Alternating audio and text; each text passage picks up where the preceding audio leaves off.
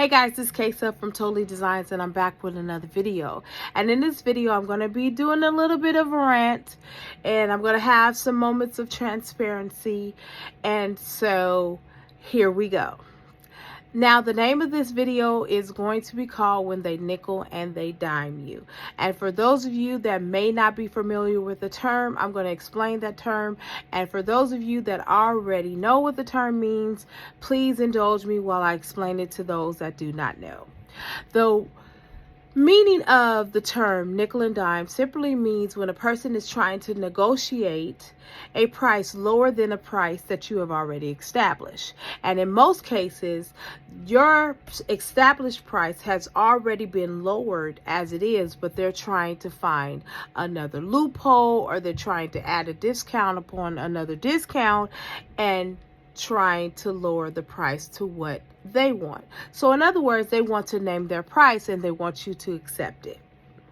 Now, I do realize that people are on fixed incomes.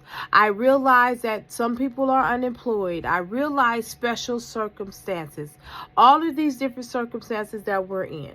You know, I have been in a place where I have not had a job. I've been unemployed. And those are usually the times that I don't do any shopping at all. And, I don't go look for much at the time. You know, I look for discounts, and if there are discounts, then I take those discounts and voila. But this seems to be a common practice in the marketplace. And it has nothing to do with people being on fixed incomes most of the time. Some people are, and some people aren't. It's a mentality. It's a mentality that I've ran across on many levels. I have been in places where they can afford the money. You know that these people have money. And I've been in a place where, you know, you need to kind of meet the marketplace of where the people are. I've had that too. Now, I am a vendor that already gives discounts on my product. I love to give people discounts already. There are many times where I have a $60 product and I wind up selling it to the person for $35 because we're having a conversation, blah, blah, blah, blah. And then there are times I stick to my guns and I say, no, I really need to get $60 for this particular set because of XXXX, and your XXX is what your XXX is. So what I mean by that, whatever your pricing is, how many hours it took you to make the product, you know, how much you spent to make the product, all those different things. Now, today, someone asked me regarding my pens. How much were my pens? I told them that my pens were $10, and if you buy two, they are $15, which is reasonable to me because I've done the research on it, and I think I am definitely on the low end of what these pens cost, okay, to make them. And I said, yes, my pens are $10, and if you buy two, I reiterated it, if you buy two, you get $15. You have to pay $15.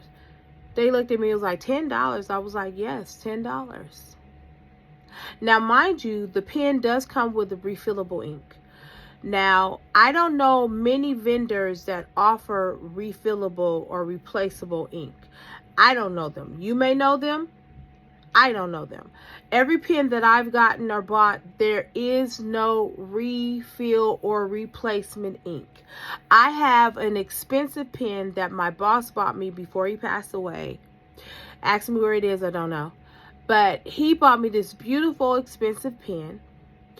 And there is no replaceable or refillable ink. Now, I'm offering extra added things in there because I know how it feels to love a pen that you bought and it runs out of ink. That is the most annoying thing ever, to run out of ink from your favorite pen and don't know how to replace the ink. Well, these particular ones do come with the replaceable ink, and so I put it in there as a courtesy. I could charge extra for it. I don't, but I put it in there. So the problem is this. We have the mentality that people want to come and negotiate, and it's sort of like name that tune or name that price. I'm going to name a price and you're going to accept the price that I name. So I want to pay $2 for your item and I want you to accept this $2. No, no ma'am, no sir. That is so disrespectful to you and your product. And I'm going to tell you today, it is okay for you to say no. It is okay for you to stand firm on your price. Your price is your price. You know, I already make items for the low point, the middle point, and the high point. I make something for everyone. So whether you're on a budget, whether you're on the fixed income, I have something to accommodate every person. I have $5 earrings. I have $8 earrings. I have $10 and up, and so forth and so forth. And when you're already trying to have low points and medium points and high points just to, you know, meet the market place, you know, standards, or you're trying to allow everybody from low income to middle income to high income to be able to afford something that you're doing, you're already setting these things in line. So when a person comes to you and tells you that your pens are too high, you know, or $10, well, I had to keep letting them know, no, it's $10. And eventually they agreed to pay the price. But here's the problem. Why do you feel comfortable with coming to somebody's table and telling them, oh, well, that's too much? Do you go to Macy's and tell them that that's too much? Well, maybe these people might. I don't know. But most people don't do that I know of. Anyway, I just want you to know that at the end of the day, you don't have to negotiate your price. You don't have to apologize for your price. It is not arrogant for you to stand firm on your pricing. It is not disrespectful or rude to your client or your potential client to stand on your price. You have the right to be firm on your pricing. I want to know, have you guys ran into this type of thing? I run into it a lot. You know, I believe there's a psychology behind it. Many people have a poverty mindset, or many people think, oh, well, I don't think that's worth paying over $5. Or they, you know, just decide they don't want to pay you over $5. Let me tell you this. I have people that sell paparazzi that I know, they're great friends of mine. And I'm telling you, if you don't stand firm on your price, and I know I'm kind of a little bit all over, but I'm trying to get to a point. And that is, if you do not stand for something, you'll fall for anything. And if you don't stay firm on your price, they will try to negotiate a $10 item down to $5, a $5 item down to $2. And I have proof of that because I have paparazzi friends, and they have told me, and I've seen it, where they literally tried to negotiate a $5 product down to $2.50. This is what I'm talking about. When you don't say no, you will have people trying to constantly come to you and name their price, and you're supposed to be okay with it. That's not cool. I get the fact that people are going through things, the economy and all of that, and there's nothing wrong with window shopping. There's nothing wrong with wanting a product, but it's not your fault because the person that comes to your table cannot afford the product or they don't like your price. There were people that were there. They didn't bother to come to the table.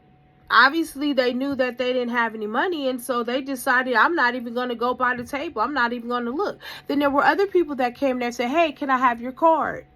And that's one of the things I usually do. If I know I don't have any money when I'm going, I always collect cards, because I'm going to eventually go back and shop with that person at some other point in time. Now, you let me know how you feel about it. You know, am I wrong? I don't think I'm wrong at all. I've been doing this for about a good 16 years vending. And I know that people are people. But there has to be a point in which the vendor says, I will not negotiate. I'm standing firm on this price. You either pay it or you walk away. And I'm okay with whichever one you decide. And listen, you don't have to feel bad. You don't have to feel bad. You put a lot of time and effort to making that soap, those candles, that knitted, quilted blanket that you made. Nobody has the right to tell you, oh, $49.99 is too much for that blanket. I'm ranting and raving today. I might come back and do another rant. You know, today it was funny because there were a lot of things in the atmosphere that was really, really, really crazy.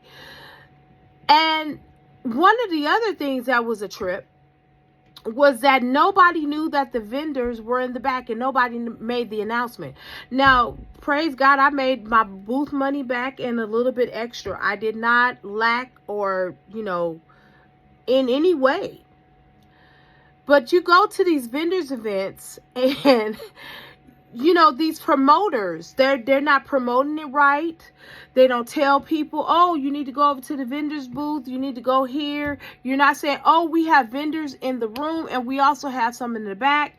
You know, there is a way to do things. And these people that are promoting these things, that's why you have to be very, very, very careful as to what venue you choose. And that's going to be for another video. All right. Until the next video, I will see you then. See you later.